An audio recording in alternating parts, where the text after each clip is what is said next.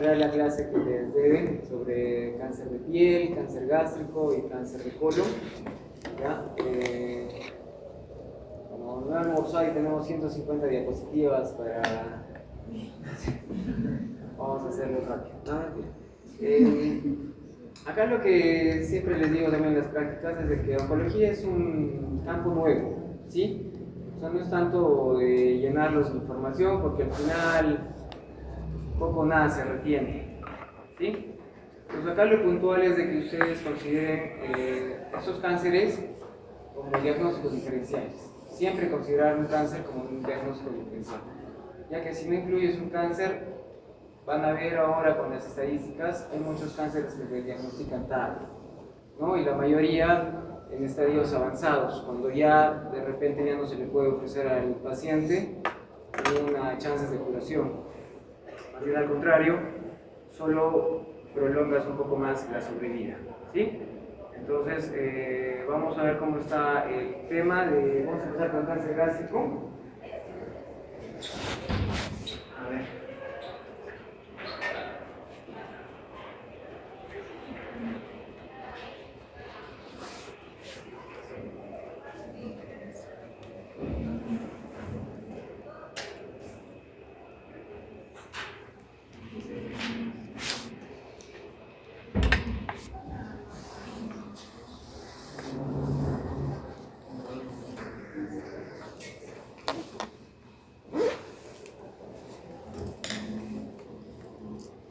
Estos tres cánceres, como ya les he mencionado, vamos a intentar abarcar unos datos importantes, ¿no? No he intentado ser extenso en cuanto al tema, por lo menos algo puntual para que puedan tenerlo en cuenta, ¿no?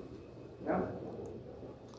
Para empezar, el cáncer gástrico, hablando de su epidemiología, siempre en oncología nos basamos en el GloboCam, y esa es la entidad de la IAR que trabaja en Francia, es la entidad a nivel mundial que recolecta los datos, ¿no?, de todos los países y nos dan esos datos, ¿sí? Pero a veces esos datos, si no los recolectamos bien, partiendo por ejemplo desde nuestra ciudad, esos datos que llegan hasta Francia no son los adecuados, ¿no?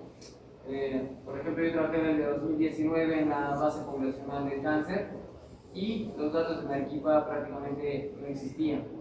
Sí, eran datos, se podría decir, inventados, ¿no?, de los que algunos hospitales podían registrar, ¿no? Entonces, a partir de 2019 ya el gobierno habla un poco de inversión para que esto cambie. Todavía el GloboCam es del 2020, entonces hay muchos datos que faltan actualizar, ¿sí? Datos oficiales que no están actualizados. Entonces es muy importante que también cuando nosotros o ustedes terminen la carrera tengan en cuenta, ¿no?, un buen registro de diagnósticos, porque eso no solo ayuda en el cáncer, sino ayuda en todos los diagnósticos y todas las enfermedades, porque al tener buenos datos podemos hacer salud pública y plantear buenos tratamientos, ¿no?, y ver cuánto nos costaría en realidad un tratamiento para un cáncer, por ejemplo, ¿no? Entonces, hablando del cáncer gástrico, vemos que a nivel mundial la incidencia ocupa el quinto lugar, ¿no?, por detrás del pulmón, mama, colon, ¿ya?, y próstata. Mientras que la mortalidad, acá por ejemplo lo ubican en el quinto lugar, pero van a ver que con colon casi coinciden. Entonces más o menos siempre varían entre gástrico y colon. Y vemos que por regiones o por continentes, el continente asiático es el que se lleva siempre todos los premios, porque la tasa de incidencia, por ejemplo en Japón, de un cáncer gástrico es bastante alta. Es por eso que los japoneses son los que dan la hora para el cáncer gástrico, tanto en el diagnóstico como en el tratamiento. Entonces por eso es la tasa de la alta incidencia en estos países, ¿no?, al igual que la mortalidad. En el Perú hablamos de 72.827 casos diagnosticados para ese año, ¿sí?, y de esos casos murieron 35.934 casos. Entonces, pero de todos esos casos, el cáncer gástrico ocupó en varones en segundo lugar y en mujeres en tercer lugar. sumando ambos, tanto varones y mujeres, ocupó el tercer lugar.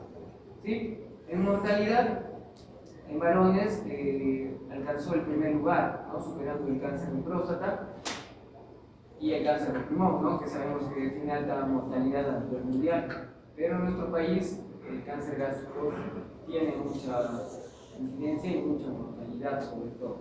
¿Ya? En mujeres ocupa el segundo lugar, detrás del cáncer de cuello uterino. Ya habrán hecho cáncer de cuello uterino, se habrán dado cuenta, ¿no? Que en nuestro país todavía no podemos bajar la incidencia de ese cáncer a pesar de que tenemos herramientas para hacerlo. Y en este gráfico, comparando varones y mujeres, hay una mayor tendencia a los casos en varones, ¿ya? Hay siempre una pequeña predominio al género masculino.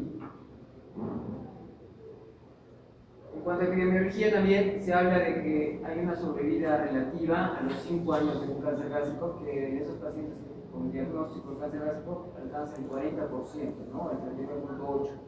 Sobre ese 39.8% de todos los casos diagnosticados pueden tener una sobrevida de los 5 años, ¿no? Al cáncer. También, acá el porcentaje al momento del diagnóstico, vemos que la enfermedad localizada es solo el 32% de todos los cánceres, solo el 32% de los pacientes son localizados. Mientras que la mayoría es enfermedad a distancia o ya metástasis, en otras palabras, es el 35%. ¿Ya? Entonces, eso es importante, es lo que les decía al iniciar, ¿no? Si uno no considera el cáncer como un diagnóstico diferencial, eso es lo que pasa. Diagnosticamos ya como enfermedades avanzadas. ¿Sí?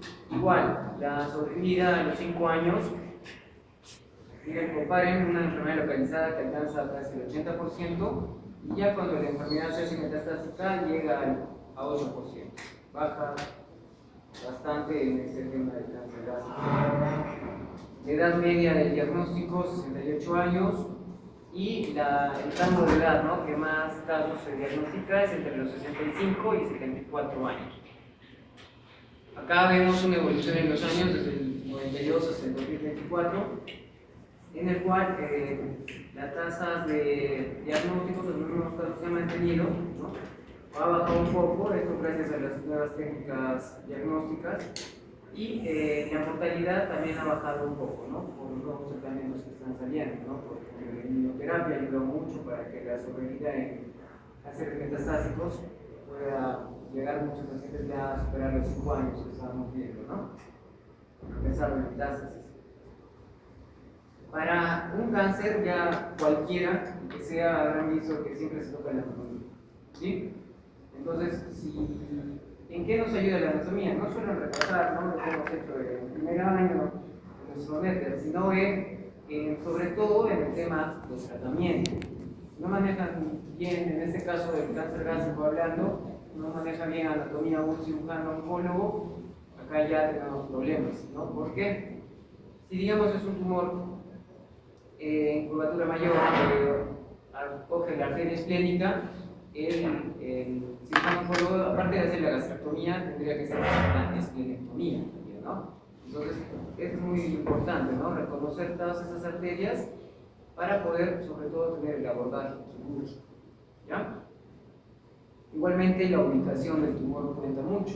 Por ejemplo, ¿no?, acá te compara, ¿no? El punto A, donde el tumor no está a los 2 centímetros posterior a la unión gastroesofágica, y hay un tumor B que entra dentro de esos 2 centímetros por debajo de la unión gastroesofágica. En ambos casos se consideran cáncer gástricos. ¿Por qué? Porque este tumor B, a pesar que está a los 2 centímetros de la unión gastroesofágica, no ha llegado a superar esta unión, ¿sí? Por eso que todavía se considera. Pero el caso del C, del punto C, del tumor C, es distinto, ¿no? Al igual que el B está dentro de los 2 centímetros, pero la extensión del tumor sobrepasa la unión gastroesofágica. Entonces, en estos casos, ¿qué se considera? Ya como un cáncer de esófago o un cáncer de la unión gastroesofágica, ¿sí? Y el abordaje puede variar. Entonces, en esto es donde tenemos relevancia la anatomía.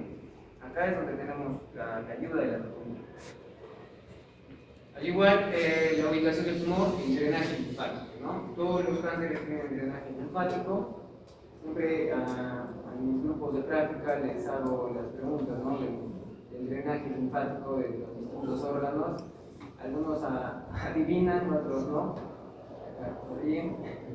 Pero es cierto, ¿no? Así como hay cánceres que el drenaje linfático lo puedes ver en el examen físico, en el caso del cáncer gástrico ese es abordaje quirúrgico. Entonces, el dominio del drenaje linfático también tiene que ser el tema quirúrgico, ¿no? Porque, por ejemplo, una gastrectomía de 1, una gastrectomía de 2, ahí vemos hasta qué grupo ganglionar pueden retirar, ¿no? Estos todavía se consideran ganglios regionales, cuando por ejemplo está en el hilio esplénico o que van también en el hilio hepatoduodenal, ¿ya? Entonces, ahí es la ayuda. Acá, por ejemplo, ¿no? Cuando vemos en una endoscopía un tumor, ¿no? Ya es una tumorización esofígica, sangrante, ya la evaluación, el estudio de extensión no se encuentra metástasis, pasa al abordaje quirúrgico. Esto ya es lo que llama patología de la macroscopía, ¿no? La muestra que llega, ¿no? Lo que saca el cirujano llega a la mesa del patólogo y empieza a procesar la muestra, ¿no? Y así podemos ver, ¿no? Los tumores, como, o sea, acá le vemos, por ejemplo, un tema de linitis plástica. Así se ve la linitis plástica cuando la retiran, ¿no? Este también es un tumor ulcerado, ya luego de retirarlo.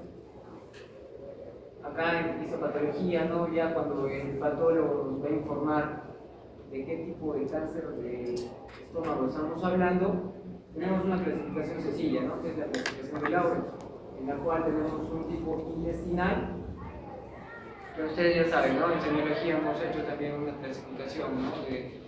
Es más frecuente en mujeres o en personas ancianas, mayores, es el tipo intestinal.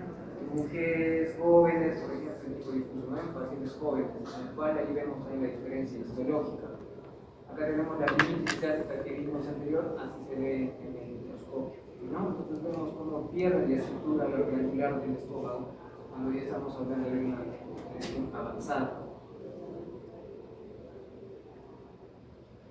Acá vemos también distintos tipos histológicos, no es el único el adenocarcinoma o el carcinoma de células en anillo de sello, ¿no? Tenemos una variedad de tipos histológicos, ¿no? Los celulares, papilares, de células parietales. También no se olviden de que también el Helicobacter no solo nos va a llevar a hacer un adenocarcinoma o un carcinoma, sino nos puede llevar a hacer un linfoma gástrico. Entonces también están incluidos dentro de las variantes histológicas los linfomas gástricos, ¿no? Porque casi tienen la misma patogenia, ¿no? Desde donde arranca el Helicobacter. También es muy importante en cáncer, para el diagnóstico, hacer todas las muestras que uno saca, no solo hacerle la coloración de la hematoxilina de eosina, sino hacerle la inmunizoquímica. Como ustedes saben, son distintas coloraciones, ¿no?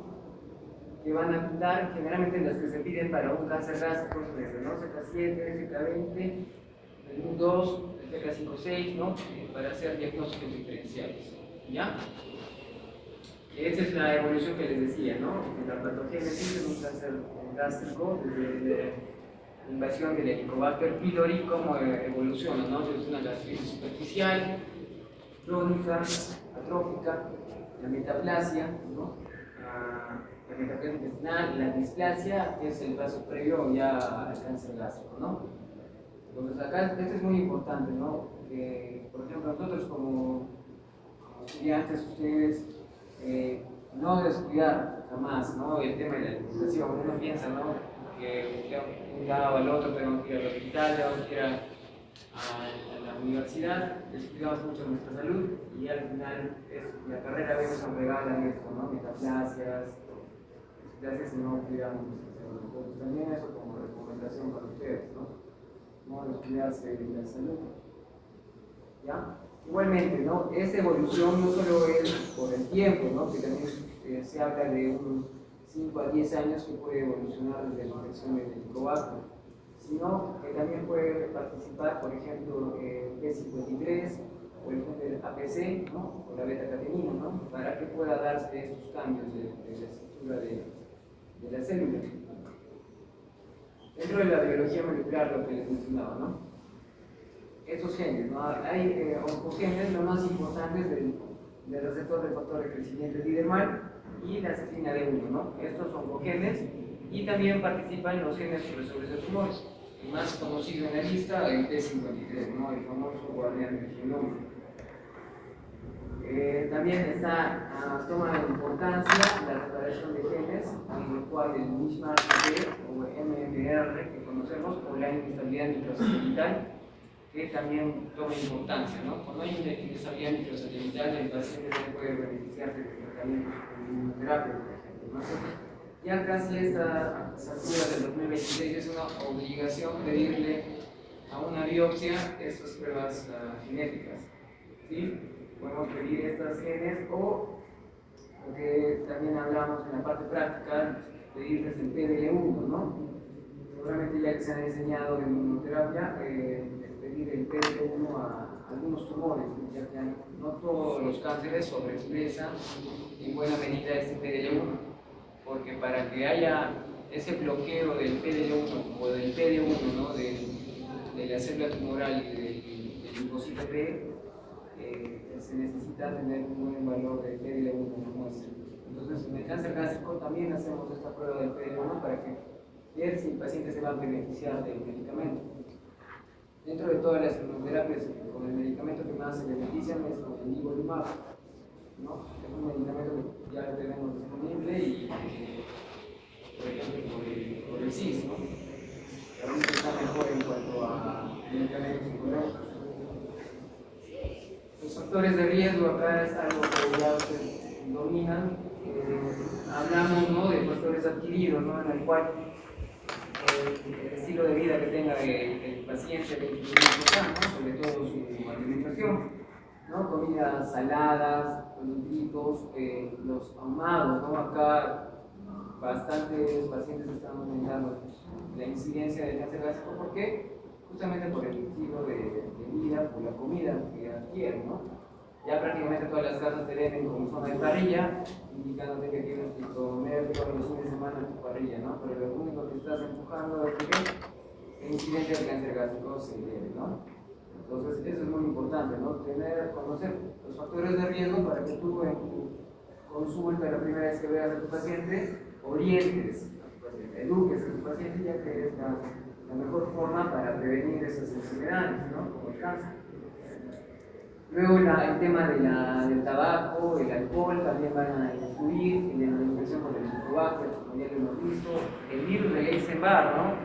Que también no es el cáncer de los que más provoca, ¿no? Ya que lo relacionamos más a los linfomas o al cáncer de esofaringe, ¿no? Pero también en algunos estudios se ha podido relacionar al virus del Epstein-Barr, ¿no? Por eso lo colocan en la lista, ¿no? No como predominante, pero sí como que puede estar relacionado. ¿Sí? La exposición a la radiación.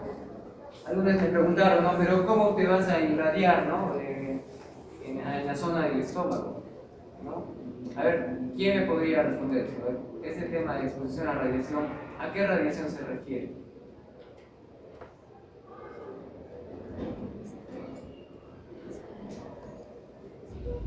A ver, ya no estamos en Chernobyl ni nada. A ver, ¿a qué radiación se refiere? ¿Alguien que se le ocurra? Ya, o sea, un paciente que esté expuesto a mucha radiación por controles tomográficos, se habrán dado cuenta que ningún cáncer el screening se hace con tomografías, ¿no? No podemos hacer tomografías todos los años porque esa radiación sí podría causarnos un cáncer.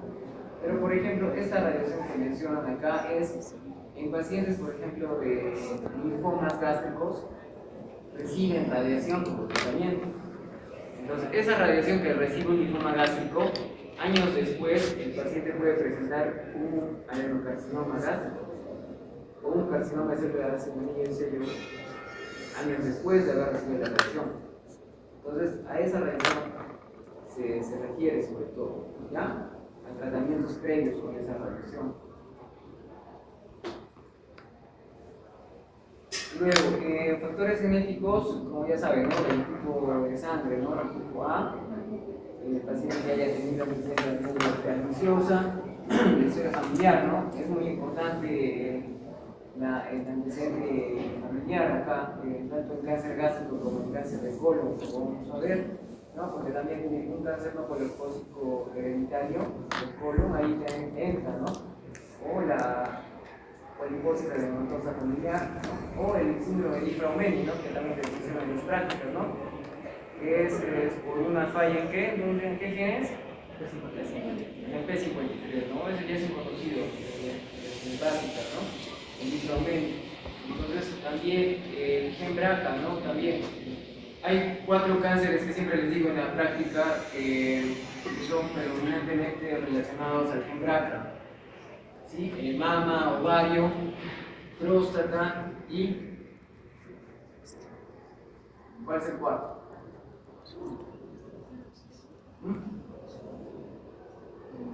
Mama, ovario, próstata y no es estómago, no por lo que aparece en la lista, ¿no? Es páncreas. ¿Sí? Esos 4 tienen bastante predominancia con el gen BRCA, pero les digo siempre que también no son los únicos. Entonces acá en la lista también lo verificamos, ¿no? Que también en cáncer gástrico podemos encontrar, ¿no? Tú mandas a evaluar la muestra de tu paciente y puedes encontrar en BRCA, tanto el 1 como el 2. Entonces, el tema genético en un cáncer es bastante amplio, ¿no? También hay clasificaciones moleculares, pero eso ya es entrar a más detalles, ¿no? Y también comentarles un poco la lista. Entonces, en cuanto a la clínica, eso también ya lo sabe, siempre es importante saber de que un cáncer gástrico no es lo que uno se imagina, ¿no? Generalmente ver a tu paciente y adelgazado, con la fase caquética, no, o sea, generalmente un cáncer gástrico puede tan solo darte un indicio con una dispepsia, ¿no? O una pirosis. No necesariamente el paciente tiene que verse mal para que ya esté con un cáncer adentro. Entonces, acá hay algunos síntomas que generalmente se puede confundir, ¿no? Con un tema de la gastritis, como hemos hecho también en el diseño, o un tema de una úlcera péptica también, ¿no? Pueden coincidir los síntomas y no necesariamente ser un cuadro aparatoso, ¿no? De cáncer gástrico. Entonces eso es importante, por eso les decía, ¿no? Siempre hay que considerar un cáncer gástrico como un diagnóstico diferencial desde el inicio, ¿no? De una paciente o un paciente que pueda estar teniendo esos síntomas, desde el tema de náuseas, vómitos o de dolor, ¿no? Las dispepsias, ¿ya? Para el diagnóstico es directo, ¿no?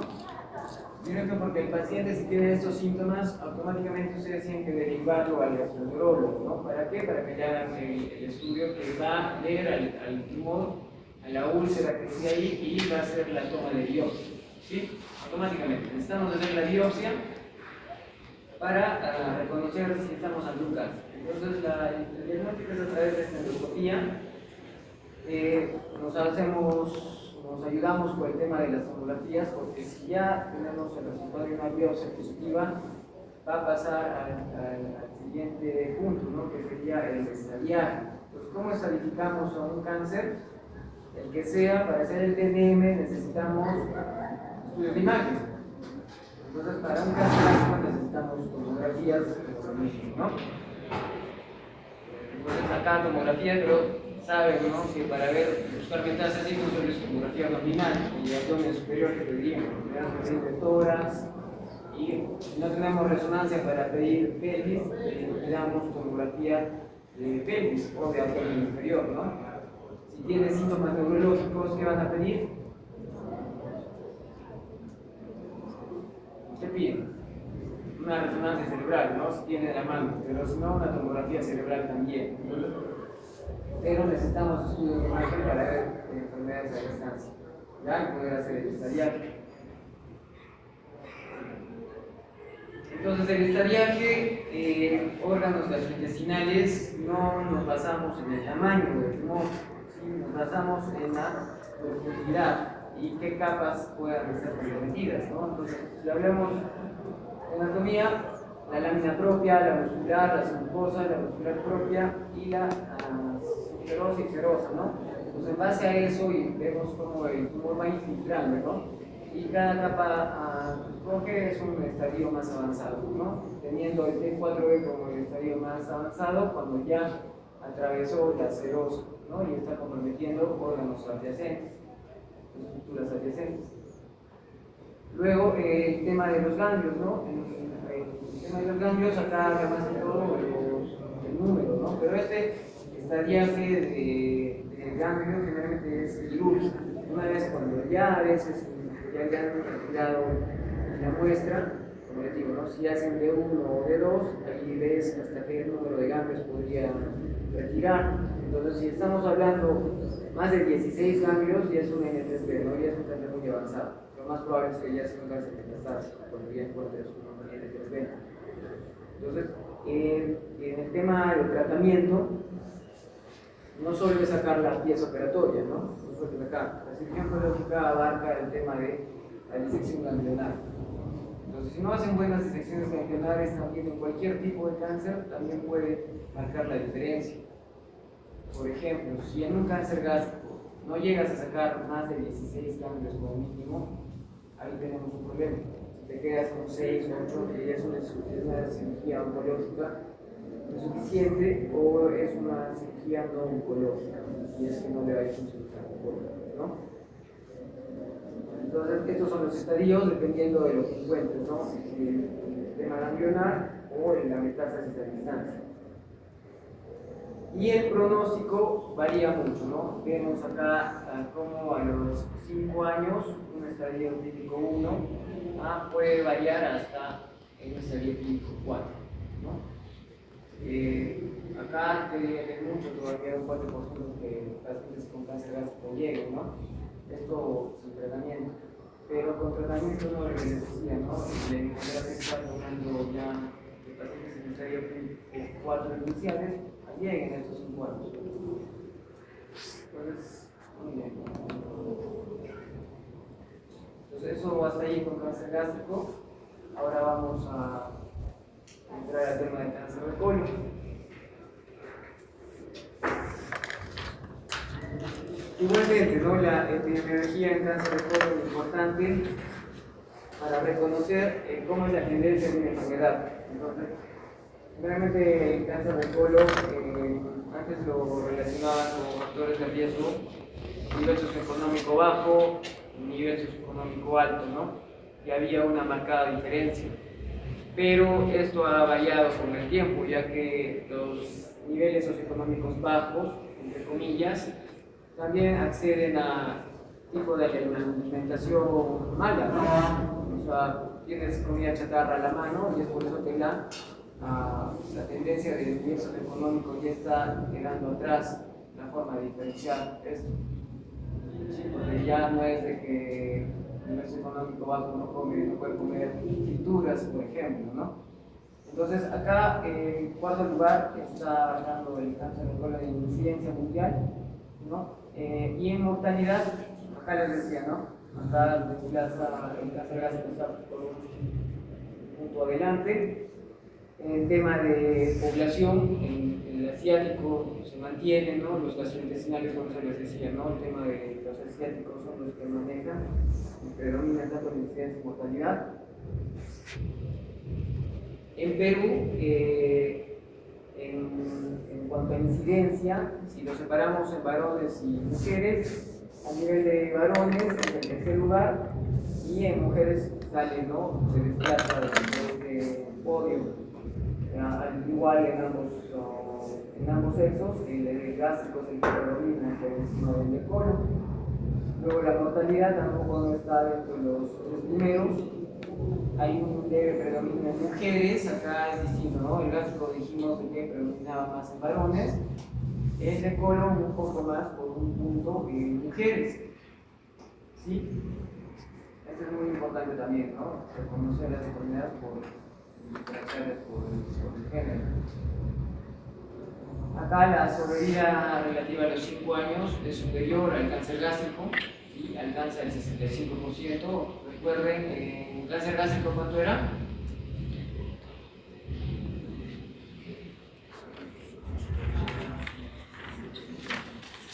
era el cáncer gástrico?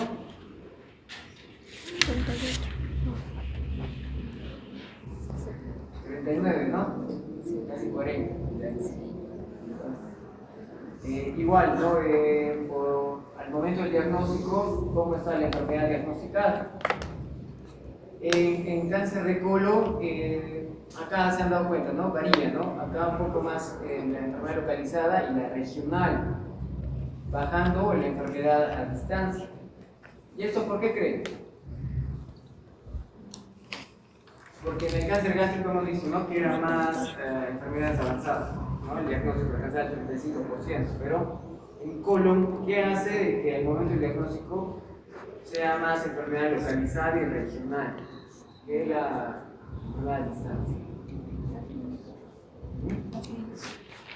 La clínica, ¿no? Generalmente el cáncer de colon te va a dar más síntomas y a veces los síntomas son más súbitos. Por ejemplo, un paciente con cáncer de colon se puede debutar con una obstrucción, ¿sí? Se obstruye, o sea, el tumor no necesariamente haya mandado metástasis, pero crece localmente, obstruye al paciente, el paciente entra por emergencia, por un cuadro obstructivo, y ya pues la enfermedad es regional o localizada, ¿no? Entonces eso es lo que cambia, ¿no? La clínica cambia en cuanto al momento del diagnóstico, ¿ya? Luego, la sobrevida relativa a los 5 años, vemos, ¿no? Al haber también más casos, también mejora la sobrevida. Entonces, al momento de poder abordar quirúrgicamente un cáncer de colon rápido, puedes mejorar la sobrevida, ya que lo vemos, ¿no? La enfermedad localizada regional en comparación con la enfermedad a distancia, ¿no? Que al 16% desciende, no tanto como el 8% que bajaba el cáncer gástrico. Entonces ya vemos ahí la tendencia que un cáncer gástrico puede tener peor pronóstico que un cáncer de colon. La edad media de 66 años, ¿sí? Igual, ¿no? El mismo rango, se habrán dado cuenta de la misma curva que tenía el cáncer gástrico, ya entre los 65 y 74 años. La tendencia al diagnóstico, acá sí se ha notado que ha bajado, ¿no? Ha bajado un poco más, esto por lo que los gastroenterólogos han mejorado, ¿no?, la forma de screening para el cáncer de colon. Ya está establecido. Antes era, si hablábamos en los años 90, no sabías en qué momento hacerte una colonoscopía, ¿no? Era como a criterio o a los síntomas que uno pueda tener, pero eso ya está estratificado y ya está establecido, ¿sí? Y eso ayudó también a que baje el número de casos y la tasa de muerte se ha mantenido, ¿no? Ha descendido un poco. Entonces, igualmente, la anatomía va a ser importante, igual bajo el mismo concepto, ¿no?, del manejo quirúrgico, ¿ya? Acá el tema de la irrigación también ayuda, porque en base a la irrigación va a ser el exéresis o lo que va a retirar el cirujano oncólogo, ¿no?, en bloque. No es solo retirar el tumor, tienes que retirar todo en bloque, y esto depende por la irrigación del tumor, ¿sí? Por ejemplo, acá antes de eso tenemos que ver el tema de la ubicación, ¿no? Los cánceres de colon más frecuentes están en colon sigmoides. Luego el tema del colon derecho, porque se suma tanto acá en histrónica como el colon ascendente, le sigue el colon transverso y el descendente después, ¿no? Ahora no está correcto, pero sí también lo menciono acá. Los colon sigmoides, no se olviden, ¿no? Es el cáncer más frecuente por ubicación, y es por eso también que el tema de enfermedad localizada y regional se diagnostica más, porque anatómicamente, si ustedes se dan cuenta, el colon descendente o hasta el sigmoides es más delgado. Entonces, generalmente los cánceres de colon obstructivos se van a ubicar en este segmento, ¿sí? Entonces, por eso que lo diagnostican más en el colon localizado y el regional, ¿no? Porque acá es más delgado y ya no es más fácil de sufrir. Caso contrario es el colon derecho o ascendente, en el cual ahí la clínica va a variar, ¿no? Lo vamos a ver más adelante. Entonces, acá los grupos ganglionares también cambian, ¿no?, de acuerdo a la ubicación. Si fuera un colon sigmoides, descendente, ascendente, tienen sus propios grupos ganglionales. Entonces, ¿eso en qué nos va a ayudar? De que por la ubicación ya sabe el cirujano dónde va a drenar ese tumor, y es por eso que tienen que saber hasta dónde van a retirar y hacer, no solo se retira no solo se hace una tumorectomía, por ejemplo, ¿no? En cáncer de colon, se tiene que hacer una hemicolectomía, o sea, sacas todo el colon izquierdo o todo el colon derecho, por más de que el tumor esté acá o el tumor esté en el ángulo hepático, ¿no? Tú tienes que sacar todo ese segmento, ¿ya? Igual, si fuera transverso, hay algunos transversos que están más pegado al derecho, tienes que hacer la hemicolectomía derecha más transversectomía. Entonces son cirugías bastante amplias, ¿sí? Y esto es por el tema de la irrigación y por el tema del drenaje que estamos viendo. Entonces, para eso nos ayuda la anatomía. Luego, acá vemos, ¿no? Este es un diagnóstico por endoscopía, se retira esta tumoración. La macroscopía, luego de la cirugía, se ve cómo cambia, ¿no? El epitelio interno del colon y cómo se ve la tumorización exofílica. Este es un tumor obstructivo, ¿no? Si ven, el crecimiento ha sido endoluminal. Entonces, cuando lo retiran, este ha sido un pobremente diferenciado, ¿no? Pero acá los pongo para comparar, ¿no? La histología de lo que ve el patólogo en el microscopio, ¿no? Cómo dibuja mejor las glándulas bien diferenciadas, un carcinoma bien diferenciado, mientras que ya no se ve mucho en un pobremente diferenciado. Al igual que el gástrico, el tipo de cáncer de colon va a tener también variantes histológicas, ¿no? También pueden encontrarse células en el anillo del sello del colon. Y también la variante mucinosa es la que a veces es la que los oncólogos nos asusta, ¿no? Porque el adenocarcinoma mucinoso tiene peor pronóstico que otros tipos histológicos de la lista. ¿Ya? Esto a veces nos indica un cáncer de colon, por ejemplo, que en estadio clínico 2A, que no requeriría, digamos, quimioterapia posterior a la cirugía, ¿no? Lo que hablamos de tratamiento adyuvante, que tenga la variante mucinosa nos obliga a darle la quimioterapia por más de que su estadio diga que no. ¿Sí? Entonces es un factor pronóstico y de respuesta también al tratamiento. Entonces en eso nos ayuda mucho el tipo histológico, no solo es un dato poco relevante, sino al contrario, es un dato que nos va a ayudar en el manejo del cáncer de colon en este caso. Igualmente, ¿no? La biología molecular, los genes relacionados. Acá vemos bastantes síndromes que pueden estar relacionados al cáncer de colon, con el gen APC, el síndrome de Turcot, el MMR o el Mishman-MP, igualmente con el síndrome de Turcot o el Torre. Después, en una poliposis amartomatosa, el Busch-Jaeger, ¿no? El más conocido como Cowden, ya usted también lo ha mencionado antes. La poliposis familiar adenomatosa también como factor genético, y luego otras enfermedades, ¿no? Por ejemplo, que tengan previamente acromegalia o ¿no? Síndrome Bronca-Canadá, ¿no? ¿Alguno se acuerda de ese síndrome? ¿Alguno? ¿Nada? Es otro síndrome, ¿no? que causa pólipos en el colon, ¿no? Son también algunas variables fenotípicas en el paciente, ¿no? Con cambios en nivel de piel, por ejemplo. Pero todos son relacionados a pólipos.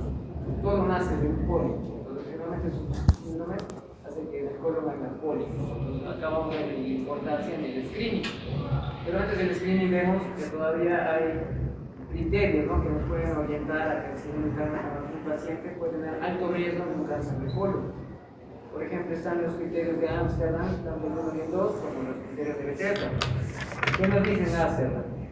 3 familiares con cáncer de colon o cánceres asociados a un cáncer de colon no polipósico hereditario, y uno de ellos pues, tiene que ser pariente de primer grado. Y si cumple ese criterio, va a tener riesgo de cáncer de colon. 2 generaciones sucesivas o familiares con cáncer de colon, o al menos un caso diagnosticado de algún familiar antes de los 50 años con cáncer de colon. Hemos visto, ¿no? Que la edad media para cáncer de colon es casi los 70 años. Entonces, que tenga un cáncer de colon menos de 50 años ya es un signo de edad. para que sus generaciones futuras tengan en cuenta un screening, ¿no?, adecuado. Los DLTs igualmente, ¿no?, dos tipos de cáncer asociados al cáncer de colon no polipósico hereditario, o un cáncer de una persona de la familia, un cáncer de colon, o un pariente de primer grado con cáncer de colon y cánceres asociados, ¿no? Y la edad es muy importante acá, ¿no?, menores de 44 años o que se les encuentre adenomas antes de los 40 años. La juventud en estas enfermedades se cuenta mucho en la parte genética. Persona con cáncer de colon o endometrio, ¿no? Entonces, estos criterios de belleza, ¿a qué síndrome nos orientan? ¿A qué síndrome nos orientan? Lynch, síndrome de Lynch, ¿no? Por eso mucho tiene que ver el cáncer de colon y el endometrio en el síndrome de Lynch, ¿ya? Entonces, para eso nos ayuda estos criterios, para ver si el paciente va a tener ese riesgo y vamos a ver si, en qué escala de riesgo va a estar para el screening. Acá hay otros factores de riesgo, aparte de los genéticos, que tenemos que tener en cuenta, ¿no? ¿Cuáles nos aumentan la incidencia? El tipo de dieta. Entonces, tanto como el cáncer gástrico como el colon, la alimentación tiene mucha importancia. Entonces, acá el cigarro, ¿no? Siempre les digo en mis prácticas, ¿no? Hay un factor de riesgo que va a estar en todos los cánceres, ¿no? La bajísima. Me pierden en eso. La obesidad, la diabetes, ¿no? Los síndromes metabólicos también el cáncer de colon, toman mucho en cuenta. El sedentarismo, ¿no? El año pasado ha salido un estudio, ¿no?, en el cual la actividad física ha logrado bajar la tasa de incidencia en cáncer de colon, ¿sí? Entonces, y es más, a poblaciones que ya tuvieron cáncer de colon, que tengan una buena actividad física posterior a ese diagnóstico, baja la tasa de recurrencia, o sea, que vuelve el cáncer. Entonces, eso salió el año pasado. Una actividad física para poder combatir este tipo de cáncer. Entonces, también acá dieta pobre en fibra, ¿no?, lo que ya vemos también, ¿no?, el café, a pesar de que el café tiene muchos beneficios, se ha visto relacionado al incremento, ¿no?, de que pueda corroborar al cáncer del colon, ¿no?, pero todavía se considera que decrece la incidencia. Es bien controversial el tema del café todavía, ¿no?, pero lo funcionan como un agente bueno. Justo con lo del café salió el estudio del Helicobacter pylori, ¿sí? El Helicobacter pylori lo hemos mencionado en el cáncer gástrico, ¿cierto? Pero ya se está relacionando también al cáncer de colon. Entonces, ¿por qué creen que pasó eso?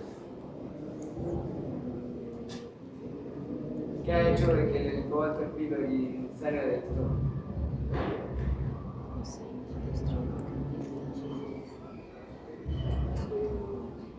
Ya, muy bien, tiene que ver mucho el pH, ¿no? Entonces tiene que ver mucho los estilos de vida, la alimentación, todo eso, ¿no? Las nuevas. En realidad todo lo que está cambiando, ¿no? Está cambiando bastante los estilos de vida, ¿no? Para que todo el pH del sistema gastrointestinal varíe, para que el Helicobacter pylori pueda sobrevivir, llegue hasta el colon. Y ahora pronto va a entrar a formar parte de un factor de riesgo también. Entonces eso es importante, ¿no? La educación que tú brindes a tu paciente también cuenta mucho, ¿no?, para que esos estilos de vida no cambien. Lo que hablábamos de la clínica, ¿no?, varía mucho en cuanto a un colon derecho a un colon izquierdo.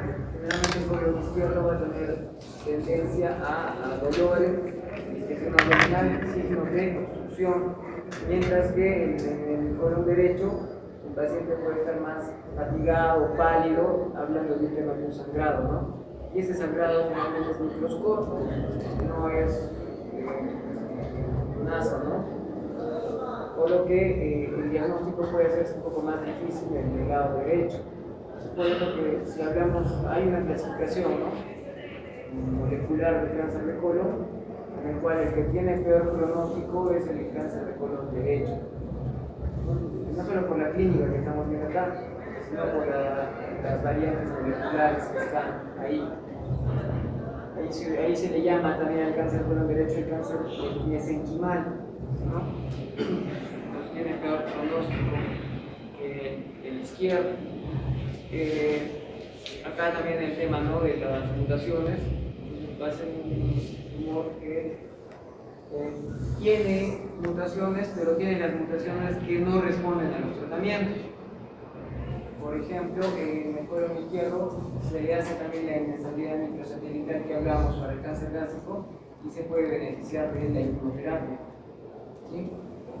O el gen KRAS, NRAS, ¿no?, que si está mutado no se beneficia con el cetuximab, ¿no?, que es un medicamento que si no tuviera esa mutación se puede beneficiar. Entonces, esas mutaciones ya nos están orientando para mejorar los tratamientos y mejorar también la sobrevida del sistema de cáncer del colon.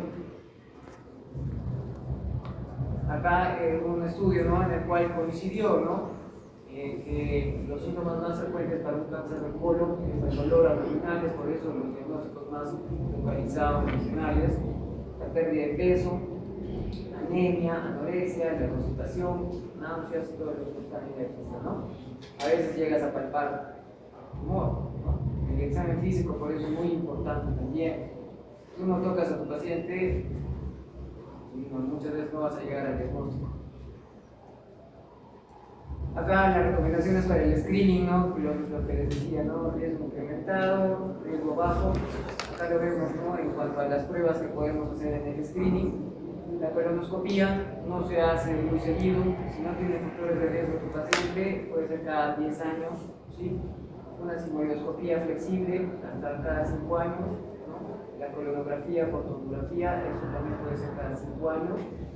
Luego la prueba de esta prueba FID o la prueba santoglutanesis, ¿no?, con el Guayacal es anual, puede ser, no hay ningún problema, porque tan solo es con una muestra de esas que el paciente va a brindar y eso no va a incomodar a nadie. Hoy hay pruebas que ya buscan, ¿no?, DNA circulante tumoral, ¿no?, que esas ya son pruebas modernas, ¿no?, porque seguramente les han mencionado en otros cánceres lo que llamamos biopsias líquidas, ¿no? ¿Les han mencionado la biopsia líquida? ¿No? A ver, ya no, ahora a estas alturas, ya no va a ser necesario cortar al paciente para poder obtener una muestra. Ahora con una muestra de sangre, como estarían haciendo un hemograma, puedes obtener DNA circulante tumoral, ¿no? Entonces ya con eso ya sabes de que hay un tumor presente en tu paciente, ¿no? Una tomografía, no es una biopsia líquida, puede bastar para ya poder iniciar un tratamiento oncológico. Eso, por ejemplo, está tomando más fuerza en lo que es cáncer de pulmón, ¿no? Pero acá también ya lo mencionan en las guías de la NCCN, es de las guías americanas de oncología, ¿no?, y ya lo mencionan de DNA circulante tumoral. Acá, por ejemplo, lo que hablábamos, ¿no?, todo nace de un pólipo muchas veces, entonces tenemos que ver qué tipo de pólipo estamos. Si es un tubular, hablamos de un pólipo de bajo riesgo, ¿no?, pero si cambia el escenario, pues ya estamos con un adenoma o un pólipo cerrado, ¿no?, en el cual ya ahí cambia el tiempo en el cual vas a repetir la colonoscopía. Si es un adenoma tubular, puedes repetirla entre 7 a 10 años, pues deberías repetir. Si es otro tipo que no sea tubular, puedes llegar a repetir a los 5 años la colonoscopía. Y si es un cerrado o túbulo velloso, cada 3 años, ¿no? Si después de la polipectomía negativiza, puedes, o ya no lo encuentras al adenoma, puedes ya irte a los 10 años, ¿no?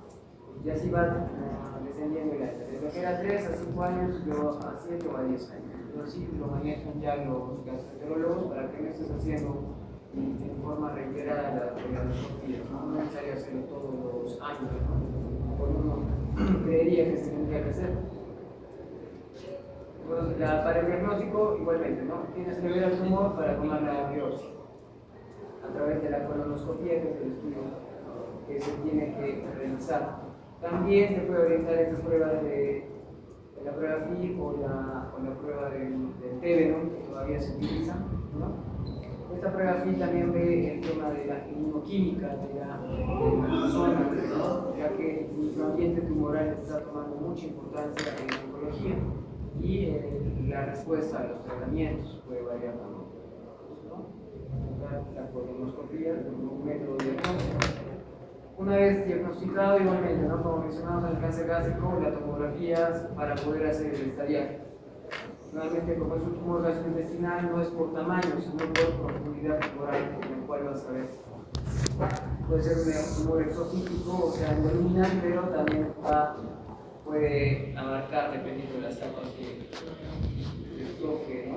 El T4D igualmente, ¿no? Como el gástrico, estructuras adyacentes, ¿no? Órganos adyacentes a la zona. Acá estaría que en base a los ganglionarios, ¿no? Cómo va a los puntos ganglionarios avanzando por la ubicación del tumor y la metástasis, ¿no? Acá metástasis, generalmente si coge metástasis peritoneal y ahí un poco se ensombrece la zona, ¿no? Porque a veces hay cánceres de colon que puedan tener metástasis hepáticas. Uno piensa que ya tener una metástasis hepática ya no hay mucho por hacer, ¿no? Pero en cáncer de colon hemos visto que las metástasis hepáticas pueden tener buenas respuestas. Reciben quimioterapia antiadjuvante y pueden desaparecer las metástasis y el paciente se hace candidato de una cirugía, ¿sí? Entonces, eso han visto a través de los estudios, ¿no? De comparar los pacientes, ¿no? Cómo lo respondían los que solo tenían metástasis hepáticas o los que tenían metástasis hepáticas y metástasis peritoneal, ¿no?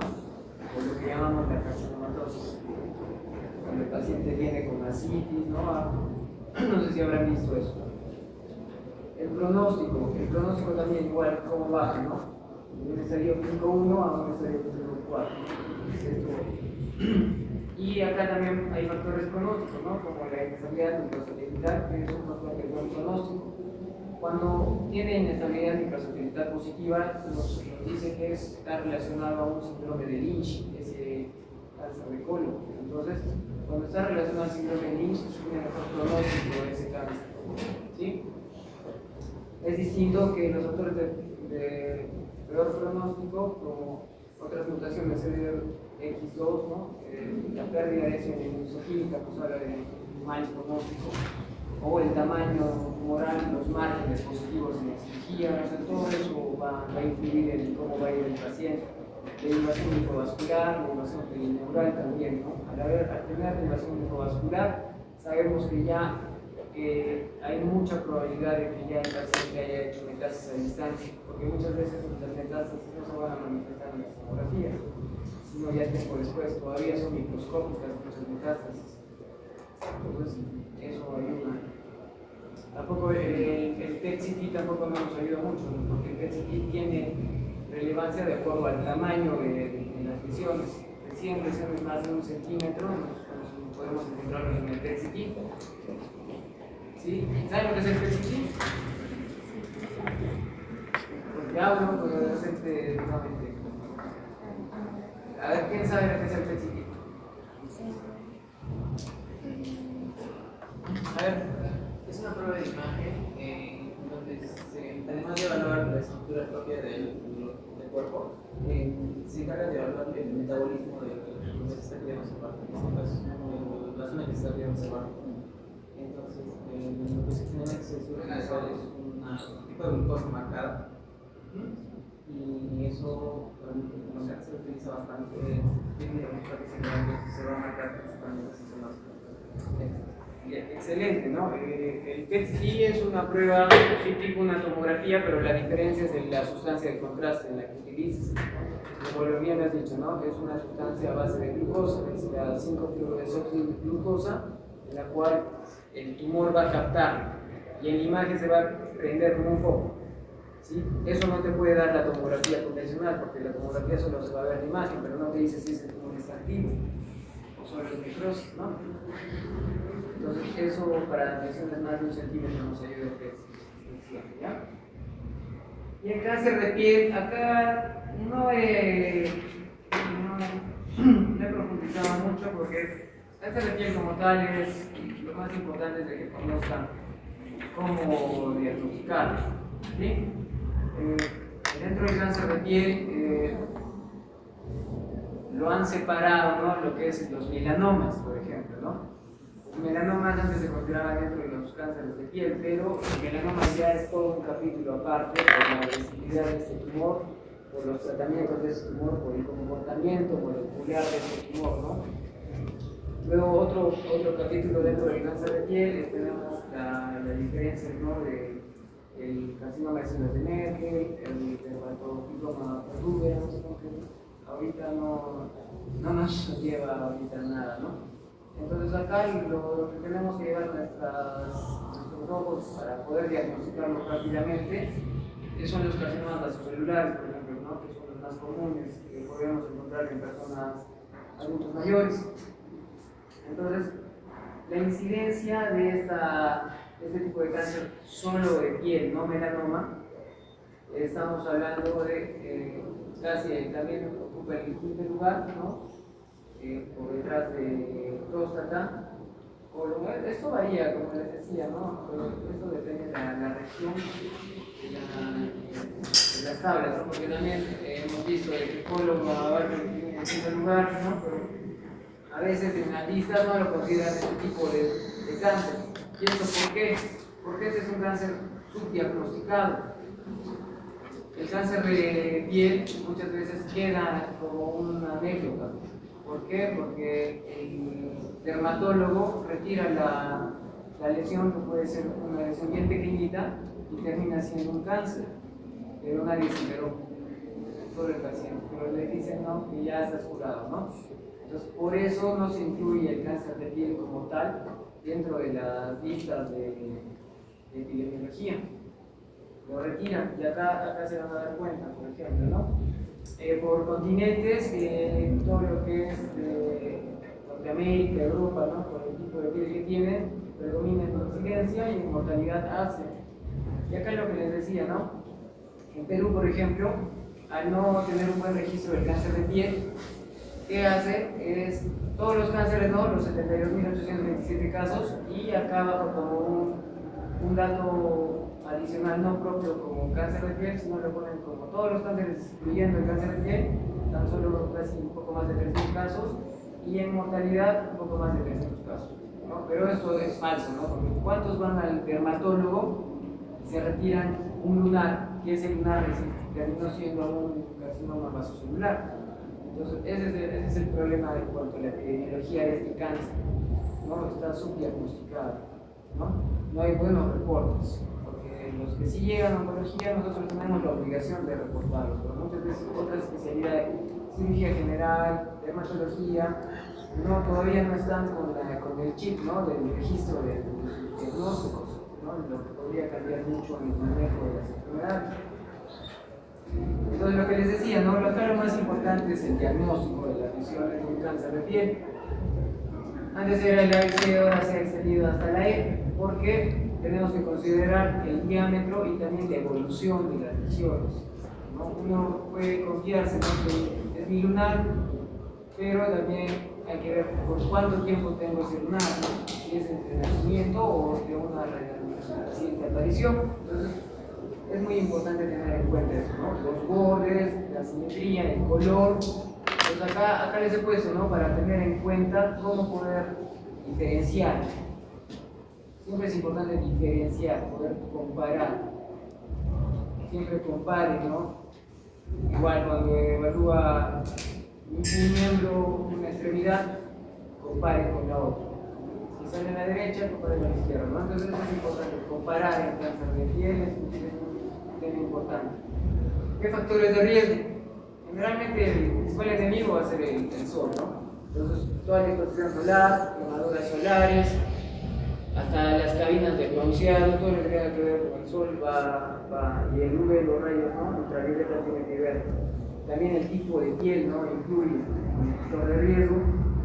De edad, a mayor edad, mayor riesgo de que aparezcan ese tipo de cáncer, sobre todo los celulares. ¿Por qué? Porque la piel absorbe toda esa radiación y con el tiempo se acumula. Y por eso que es más frecuente encontrar en adultos mayores este tipo de cáncer. Es distinto en melanoma, por ejemplo, ¿no? Melanoma puedes encontrar hasta de su edad, ¿no? 20 años puedes encontrar pacientes con melanoma. 20 años con melanoma, ¿no? Es distinto, tiene otro tipo de de biología, que es de la norma, es por eso que yo han separado por ejemplo aparte, ¿no? Y antecedentes familiares, por ejemplo, mi abuelito, mi papá tenía cáncer de piel, entonces, lo más probable es que yo tenga también cáncer de piel, ¿no? Entonces, los cánceres de piel podemos verlos. Acá les he traído los más frecuentes, que son los vasocelulares, se pueden ver de esta forma. Y acá también está el de células escamosas, que tiene un comportamiento un poco más agresivo que el vasocelular, ¿sí? Entonces también varía el manejo. Entonces también por la agresividad va a variar el manejo en cuanto a los cánceres. Acá vemos en histología, ¿no? Que la estructura de vascular es superficial, no llega hasta la dermis. Dependiendo también del tipo, ¿no? Hay algunos los nodulares que son los más frecuentes, pueden abarcar, ¿no? Entonces vemos el grosor y cómo hasta dónde infiltra, no llega. Y los escamosos acá sí puede transformar todo el epitelio, o sea, la dermis, ¿no? Así hay que tener bastante cuidado. Entonces, el abordaje es distinto, ¿no? Generalmente en el vasocelular, la cirugía más conocida para un cáncer de piel es la cirugía de Mohs. ¿En qué consiste la cirugía de Mohs? Es una microcirugía, ¿no? Con microscopio para operar ya sea un dermatólogo entrenado en cáncer o un cirujano-oncólogo en el cual van cortando, ¿no? Van cortando y lo van mandando directamente al patólogo para que ahí in situ vea el patólogo si todavía en la muestra que retira hay células tumorales. ¿Sí? Si hay células tumorales lo manda, avisa y sigue cortando. Células tumorales, sí. Es una cirugía que te puede tomar bastantes horas, pero es hasta que la muestra salga negativa, ya no encuentras. Entonces ya con eso alta probabilidad que el cáncer no recurra. Si tú no aseguras márgenes en un cáncer de piel, va a aparecer, y hay algunos cánceres que ya tantas veces lo operó al paciente que el cirujano dice ya tengo cómo asegurar márgenes o ya no tengo cómo afrontar la herida. Entonces, ¿a qué lleva? A que el paciente sea voluntario para tratamientos como radioterapia, por ejemplo, ¿no? Pudiendo evitarse con una buena cirugía. Entonces, con eso nos aseguramos, con la cirugía de Mohs nos aseguramos para que no llegue a eso, ¿no? En algunos casos más extremos se llega a usar quimioterapia, ¿no? Quimioterapia tópica, como el ciclofluoracil o ¿no? Son terapias locales, o sea, tópicas, para también bajar el riesgo de que un cáncer que en teoría tendría que manejarse fácilmente no se haga regional ni a distancia. Este es un manejo distinto en cuanto a una células escamosas, ¿no? La cirugía tiene que ser un poco más agresiva, pero siempre pueden hacer temas reconstructivos, ¿no? Otra vez si puede. Para el pronóstico, acá hay una cirugía muy importante, ¿no? Aparte del tamaño moral, la cirugía yo diría, ¿no? Para asegurar los márgenes quirúrgicos, ¿no? La terapia de radiación, el FUGA, ¿no? Que es las cabinas de ultravioleta, ¿no? Para otro tipo de enfermedades tipo psoriasis también, eso también puede empeorar el pronóstico del cáncer, o la inmunosupresión que también juega en contra del paciente. Muy bien, creo que es bastante abarcar un cáncer y más debería ser cánceres por bloque 1 para poder utilizar los marcos, pero para no hacerlo muy largo, ¿alguna pregunta? ¿Hay screening para cáncer de estómago? El screening y el cáncer de estómago todavía no se estableció, pero si hay factores de riesgo, sí se favorece, ¿no? Al igual que con los tiempos de un cáncer de colon, se está manejando los mismos tiempos para endoscopías altas. Si hay alto riesgo, en 3 años pueden repetir un cáncer para cáncer gástrico. O si hay metaplasia previa, ¿no? Si a un paciente le encuentras una endoscopía de metaplasia intestinal, lo que sugieren es a los 2 o a 3 años tienes que volver a repetir la endoscopía, porque no es dejarle con su metaplasia. Pero también hay que consultar con la muestra de metaplasia y los enterólogos te sugieren el control, ¿no? Generalmente son 100 lesiones, a los 3 años, ¿no? O sus pacientes no cumplieron su tratamiento para el helicobacter, que hay muchos que no completan y lo toman, entonces también se sugiere repetir, ¿no?, la endoscopía a los 3 años.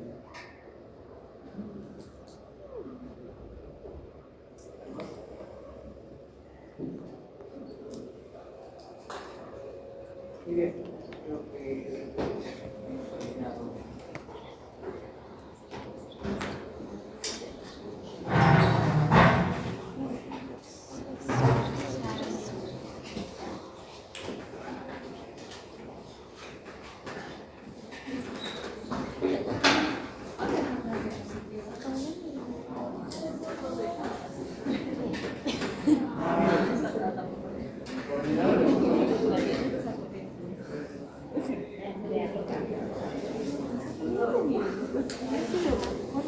Es que ustedes mismos han provocado pues eso, porque al venir pocos a las clases teóricas, hacen de que sus compañeros no vengan porque pueden conseguir las diapositivas. Siempre está tu enamorado, la mejor amiga.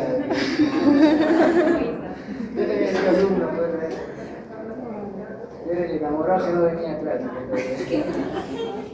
Entonces, muy bien.